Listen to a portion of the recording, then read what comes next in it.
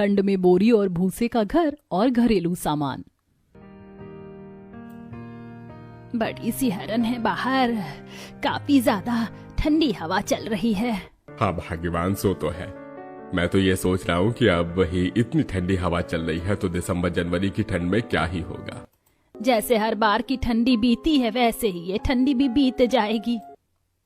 क्या ही ठंड बीतेगी माँ जी, देखो तो छत टूटी हुई है, बाहर की सारी ठंडी हवा टूटी छत और खिड़की से अंदर आ रही है।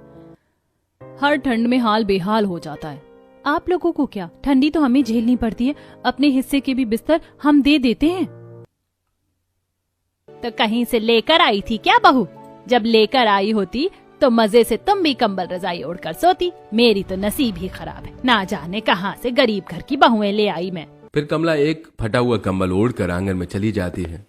देख रही हो दीदी, सासू माँ तो ऐसे ताने देती जैसे हम धन्ना सेठ के ससुराल में ब्याह कर आए हैं। जब देखो तब बस हमारे गरीब घर के होने का ताना देती हैं। जब किसी चीज का कोई इलाज नहीं है तो क्या फायदा बोलकर। चलो काम में लग जाओ, जल्दी से काम निपटा लेते हैं, शाम होते ही सेहरन बढ़ जाती है, फिर काम भी नहीं होता। सही कहा आपने। जिसके बाद सारी बहुएं घर के काम में लग जाती हैं। कोई झाड़ू लगाती है, कोई पोछा, कोई कपड़े धो रही होती है तो कोई बर्तन। मैं बाहर से पानी लेकर आती हूँ, वरना शाम हो जाएगी तो पानी भी बर्फ के जैसा हो जाएगा। गायत्री काजल के साथ नदी पर पानी भरने जाती है। आयो दीदी, ये पानी तो बहुत ही ज्यादा ठंडा है। हाँ, लेकिन इतनी जल्दी पानी इतना ठंडा कैसे हो गया? अभी तो शाम भी नहीं हुई, देखो तो कितनी ठंडी हवा चल रही है। लगता है अब की ठंडी जल्दी शुरू हो जाएगी। सो तो है दीदी, चलो अब जल्दी से पानी भरकर घर चलते हैं, यहाँ ज्यादा देर रही तो पैर ठंडे हो जाएंगे।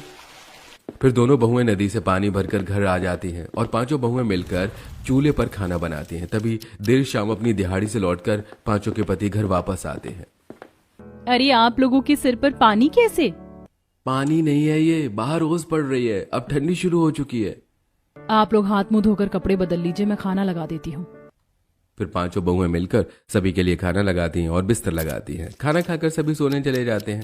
पांचों बहुएं जमीन पर चटाई बिछाकर सो रही होती हैं और पतली सी चादर ओढ़ रखी थी। ठंड की शुरुआत हो चुकी थी, बाहर तेज हवाएं चल रही थी और घर की खिड़कियां और छत टूटी होने के कारण ठंडी हवाएं घर से आर पार हो रही थी और घर में सोए लोगों को तेज ठंड लगने लगती है।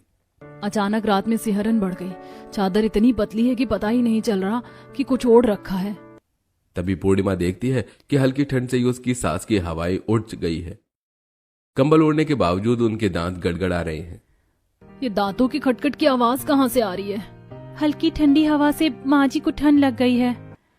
मैं ये चादर माँ जी को उड़ा देती हूँ, वरना हमारी तो नहीं लेकिन माँ जी की तबीयत खराब हो जाएगी। ठीक है दीदी,